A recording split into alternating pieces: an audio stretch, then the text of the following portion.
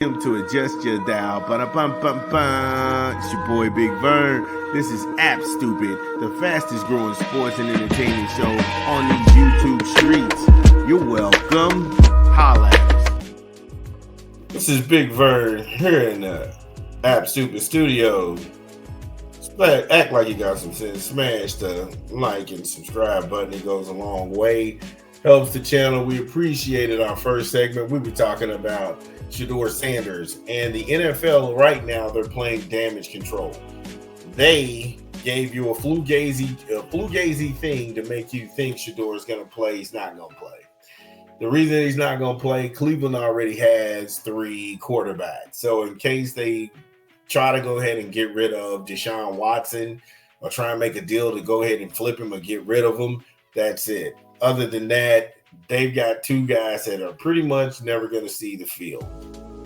So, hate to go ahead and bust everybody's bubble, but that's just how that works.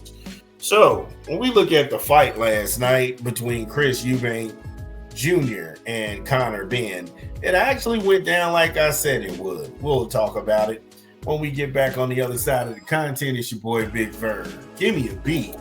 It's your boy Big Bird coming to you live from the App Stupid Studios. We pushing another rap album this month. Ray Vaughn, The Good, The Bad, The Dollar Menu, in stores now. Get it where you legally consume music, whether it be Apple Music, Google Play, or Spotify. My personal favorites on the track is The Dollar Menu, 3 p.m. at Dairies, East Chat, Clown Dance, Janky and Compass, featuring Samara Sin and Sydney Leona, and Miles Away from Heaven. Ray Vaughn, The Good, The Bad, The Dollar Menu, in stores now. Yo, shout out to Ray Vaughn, shout out to the West Coast. The Good, The Bad, The Dollar Menu. Trust me, it's a good album. Make sure you go ahead and get it. So last night, Eubank and Conor Benn, they got it on, and the build up to the fight was good. I'm not gonna lie to you. It was a real good fight. It had a lot of people intrigued to tune in and see what was going on. The smack with the egg, him threatening him and talking about his father and the lack of support his father was giving him. That seemed like it was baked in for last night's fight, and it didn't disappoint. It didn't disappoint me, because I was a fight fan, but I told you a couple of key things why I had Eubank winning this fight. Number one, Conor Benn was going to come out swinging for the fences, and he did just that, feinting, throwing bombs, keeping his head off the center line. He needed to get in on the inside and let his arms go against Eubank Jr. Now, if people want to sit here and say Conor Benn had hard fine, you'll get no argument out of me. I think that that's a low bar to cross, especially in combat sports where you're supposed to be trying to win. So how psychologically abused are we when we're happy that somebody is just fighting back? Yeah, I know. It's crazy. However, I wanted to see a couple of things from Conor Benn in this fight. I wanted to see, could he fight on the inside? And I'm convinced he has no fight on the inside game. Eubank at a 72.5-inch arm reach, he could pick his shots off and he could find range. And then you started to see those things come to fruition around round 6. And like I say, once you get out of the jab and you get away from Conor in those first 4 rounds, Chris could start to take control with his jab. Now he got the cleaner punches in from my perspective, throwing and connecting, and then he was stepping in behind his punches. Now, at some point, it looked like he was falling into Conor Benn, but he would actually do that because he knew Conor had short arms, and when he threw a jab, his head would be on line. He would actually fall forward. So it made it seem like at points in that fight where he got hit behind the head and he was getting rabbit punched. But that was all done by design because he kept doing it. He kept doing it, and Chris made Conor smother his own offense when he was able to get in, because Conor couldn't land anything clean as far as he was getting his head on his shoulder. He was circling him, maneuvering, and then coming off, willing off combinations and punches. Chris digging to the body. He even tried to close the show. So we saw where the game plan from Chris Eubank's corner came into play. Working through clinches, at times not accepting clinches. It just left a lot that was out there on the table. And when you have somebody who's throwing bombs like Conor, he had to go ahead and watch the economy of doing that, because he started to get tired around round 6, round 7. He started to kind of dwindle his energy and his output, but Chris was still outworking him in the clinches, and he was pivoting inside, stepping around, and then delivering shots. So I saw the game plan and how it would go the night before. All you have to do is tune in and check out the spot I cut. So yeah. But also, trainers matter. Jonathan Banks and that Kronk Gym mantra showed up big time, neutralizing Benn's jab by keeping his head off the center line and stepping into those punches. That negated Conor's counters and would make him do something I knew he didn't have in his arsenal as a fighter. Conor Benn cannot fight on the inside. He doesn't let his hands go. If he can't bomb on you from a distance, he's not gonna wear you down inside when you step into him. He hasn't figured that part of the game out yet. Because if he had, all he had to do was wait until Eubank would shoot one of those lazy jabs. He would back up, and then he would throw either a hook and then move into position and then go targeting the body, because Eubank, by definition, was the smaller fighter. He had to drain himself to get all the way down to 160. At the weigh-in, the day of the fight, he couldn't be no more than 170. Honestly, if you're looking at Chris Eubank Jr., he's more of, I want to say, not light heavy. He's one of those.